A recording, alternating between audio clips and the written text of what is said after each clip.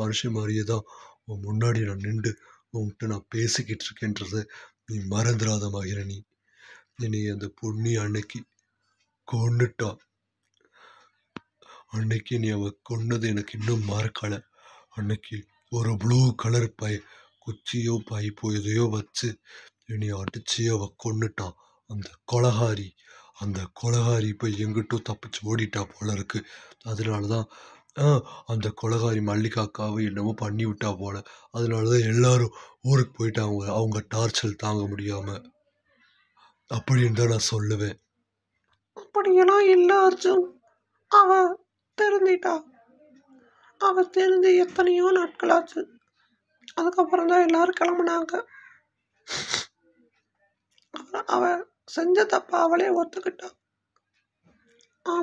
ஆமாடா அர்ஜுன், அவ செஞ்ச தப்ப அவளே ஒத்துக்கிட்டாடா அர்ஜுன்.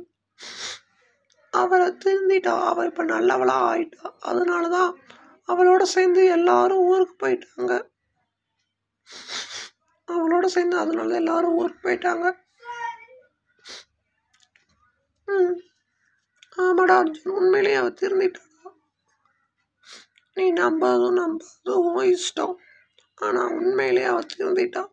அதுக்கப்புறம் அவளால் எந்த பாதிப்போ எந்த ஒரு கஷ்டமோ எதுவுமே அவளால் வந்ததில்லை. அவ்வளோதான் நான் சொல்லுவேன். நம்பாதோ ஓ இஷ்டம். நீ நம்பினாலும் சரி, நீ நம்பாம போனா கூட சரி. நான் சொல்ல வேண்டியது சொல்லிட்டேன் அர்ஜுன்.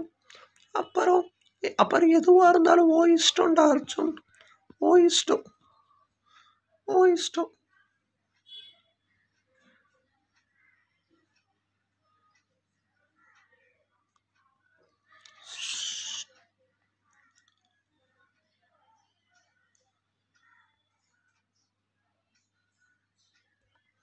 உண்மையிலேவா சொல்ற? அந்த பொண்ணு திருந்திட்டாளா இல்ல திருந்தின மாதிரி நடிச்சிருக்காளான்னு கூட எனக்கு தெரியல. உண்மையிலேயே இந்த பொண்ணு திருந்திருப்பாளோ? நானே தெரியல. அவ வில்லி